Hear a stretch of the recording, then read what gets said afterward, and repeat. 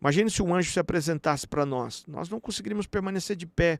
Todos os avistamentos desses seres bíblicos, as pessoas caíram desmaiadas, pavor. Alguns viam, tinham percepção de ver. Outros não viam, mas não bastante, não tivesse visto, ficaram com medo e saíram correndo.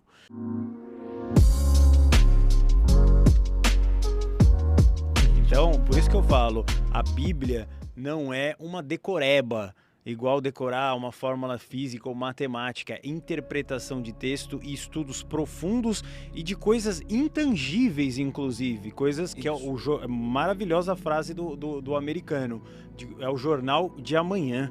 Isso. E pode ser o jornal do futuro, o jornal de ontem, o jornal de hoje, o jornal de amanhã. Ela é um livro sagrado, um livro diferenciado de todos os outros, o livro dos livros.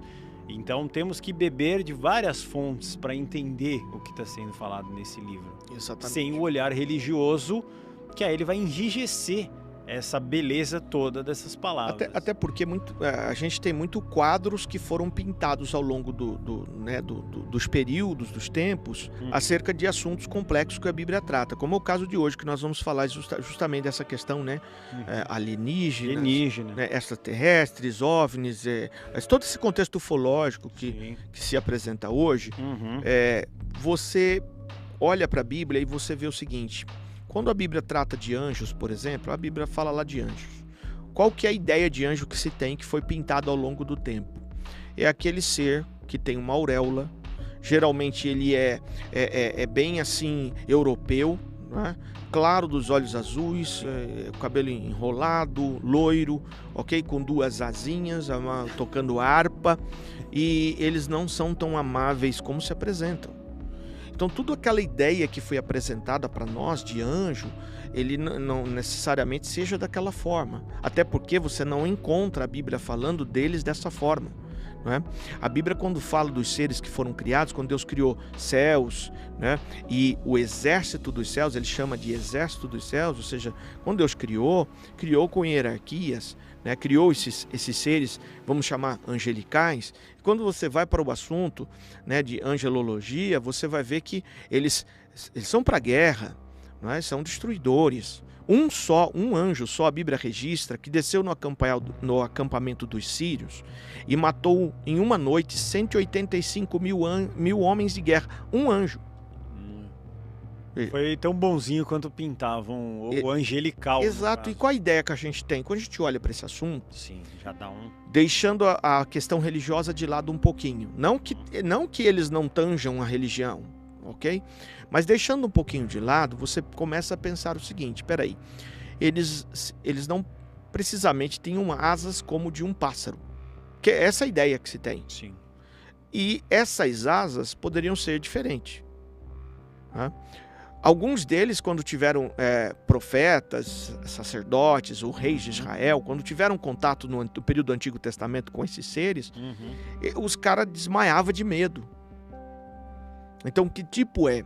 Outra coisa, as naves espaciais, elas estão em várias passagens bíblicas sendo apresentadas. Agora, lembrando de um tempo, como você disse, a Bíblia, num escrito mais antigo, quando você vai olhar lá atrás, ela escrevia de coisas que ainda não existiam. Que parâmetro se tem para comparar? Não é? Eu recentemente dizia a uma pessoa que em um determinado texto escrito, o profeta que está tendo a visão, ele diz assim: olha, eu vi um gafanhoto gigante. E ele diz assim, o barulho das suas asas era o barulho de uma torrente de águas, de uma queda de uma cachoeira. Ele diz assim, a sua cauda era a cauda de um escorpião. E ele atirava flecha nos homens, ok? Num período que o profeta não tem parâmetro para dizer, eu estou vendo um helicóptero. Sei lá, eu estou vendo um Apache americano com um equipamento bélico conectado e usando uma metralhadora .50 e atirando nas pessoas. Ele não tem esse parâmetro. Sim. Então, qual parâmetro que ele tem? É ver alguma coisa que parece com. Então, por isso, sempre nessas visões, nesses avistamentos, eram dito uma frase assim, como que? Como que é um comparativo, eu estou comparando. Eu não tenho a dimensão, né, para poder falar. Nunca foi visto objetos que não existiam na sua época, né, como tantos outros. O outdoor, por exemplo. Tem um texto que o profeta tem uma visão de um outdoor, que é coisa bem da nossa época, numa época que as escritas não eram dessa forma, não se usava esse tipo de comunicação, né, de mídia e tudo mais. Ele viu um outdoor. Então tem vários textos na Bíblia que a gente tem que deixar um pouquinho a religiosidade de lado, ler o texto, olhar até a tradução, porque as traduções temos um problema. Eu trouxe algumas Bíblias justamente para falar sobre isso. Legal. Porque cada tradutor, ele usou um argumento para as traduções, mas quando você vai para o original, o texto mais próximos do original, você vê que deu diferença no que no original está escrito para o que hoje está sendo apresentado.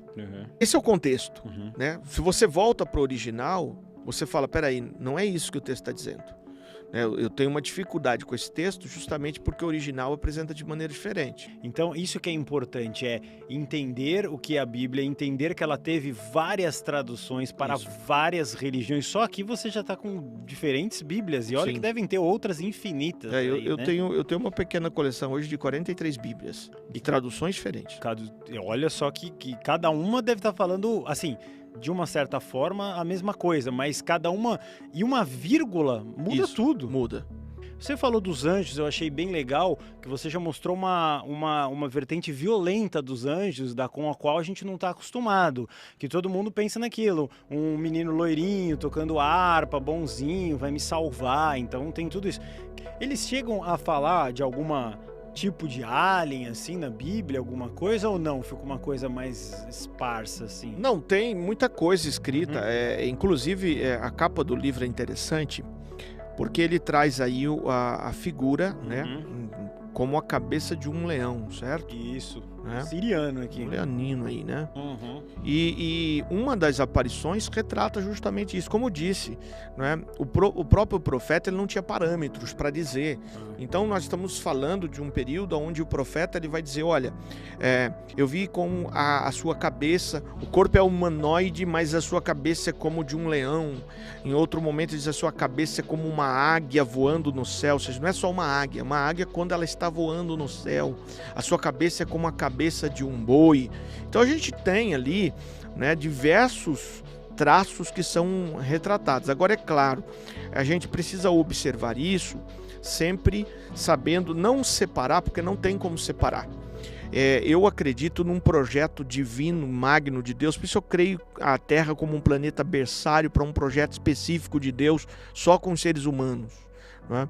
E todo o restante governado por seres aí dimensionais, por seres extraterrestres, não é? A própria queda dos anjos mostram isso, não é? Porque a queda começa a partir de uma rebelião de um sacerdote de anjos, de seres angelicais, possa ser de seres que são extraterrenos, né? E ela se estabelece no cunho da história, né? E claro que o contexto da religiosidade, às vezes, ela impede a gente de ver o cenário como ele realmente é. Mas quando você vai, por exemplo, para a Bíblia você encontra pelo menos 2 dilúvios, né? O primeiro deles, ele não é um dilúvio do ser humano. O ser humano ainda não está enxertado na Terra. Ele é um dilúvio de seres extraterrestres, de seres angelicais. Porque eu penso seres angelicais bem diferente da religiosidade. Eu penso eles mais como extraterrenos realmente, né? Até por conta do poder, da magnificência de poder que eles têm, né? De ser totalmente diferente do contexto que é apresentado, como disse, daquela ideia de amor, daquela ideia de compaixão, né, do anjo. O anjo ele não tem isso, ele não tem esse parâmetro. O anjo ele é ele específico para cumprir uma missão, né? Se no cumprimento dessa missão precisar gerar morte, vai gerar morte. Ele não tem essa misericórdia, né? Por isso até quando você vai estudar a Bíblia, eles queriam pregar as boas novas de salvação, o evangelho, eles queriam pregar. Eles pediram para Deus para pregar, mas Deus não o permitiu por conta dessa justiça tão apurada, né? Olha, se considerou injusta uma ação, ele não vai ter a misericórdia para aquilo, porque ele é um ser executante das vontades divinas. Ele vai estabelecer o juízo que aquela ação determinou. Então eles não podiam pregar o evangelho, por exemplo. Como falar de uma aceitação, porque a salvação ela precisa ser aceitada, eu preciso querer, né? Faz parte da cura o querer ser curado, né?